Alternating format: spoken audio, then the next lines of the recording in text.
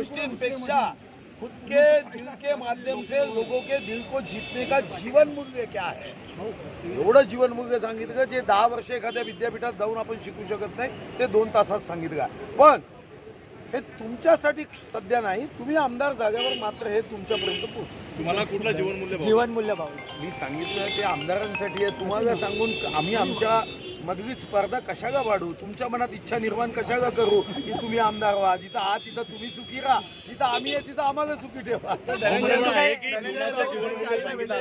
एवढी गोपनीयता का? एवढी गोपनीयता यासाठी आहे की प्रत्येकाचं एक स्वतःचं क्षेत्र आहे आणि प्रत्येकाची एक जबाबदारी आहे. आता ही आमची जबाबदारी आहे. आता आमच्या जबाबदारीची माहिती तुम्हाला द्यायची. समजा तुम्ही बीकॉम मध्ये आहात तर तुम्हाला फिजिक्सच्या प्राध्यापकांनी येऊन फिजिक्स शिकवायचं. परंतु भाऊ, आमदारांना न बोलण्याच्या सूचना आहेत का? आमदारांना न बोलण्याच्या सूचना आहेत का? अरे आमदार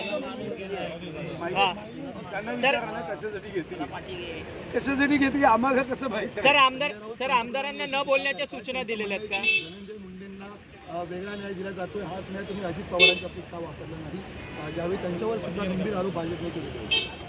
असं आहे, आता भाऊ समोर साहेबांनी आमच्या पक्षात समोर अनेक त्यांचे नेते खाजगीमध्ये भारतीय जनता पार्टी महायुतीचं कौतुक करतात. आता त्यांच्या असं लक्षात आलं आपण कौतुक केलं तर आपले सर्वच उद्धव बाळासाहेब ठाकरेचे शिवसैनिक कौतुक करायला लागले.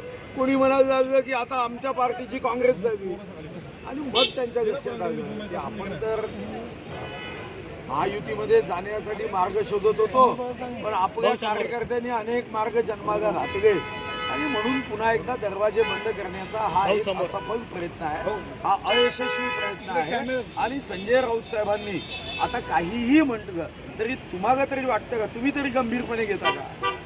एक तरी त्यांची गोष्ट सांगा तुम्ही गंभीरपणे घ्यावी असं वाटतं. तुम्ही छातीवर हात ठेवून पत्रकारांनी सांगा, पण जे गंभीरपणे घ्यावंसंच वाटत नाही त्यांना कदाचित आपण प्रतिक्रिया देऊन कशाला मोठं करायचं. समावेशाबाबत देवेंद्र फडणवीसांनी स्पष्ट सांगितलं की 4था व्हिडिओ आम्ही महायुतीत घेणार नाही. मात्र ठाकरे आता आरोप करतो की भाजपच्या तर घराला दारच नाहीये.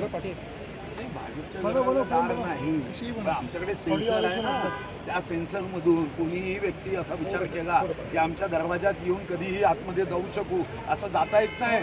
त्या सेन्सर मध्ये बाकी सर्व व्यवस्था आहे. असा कोणी प्रयत्न केला तर सेन्सर त्याला तिथं थांबवतो.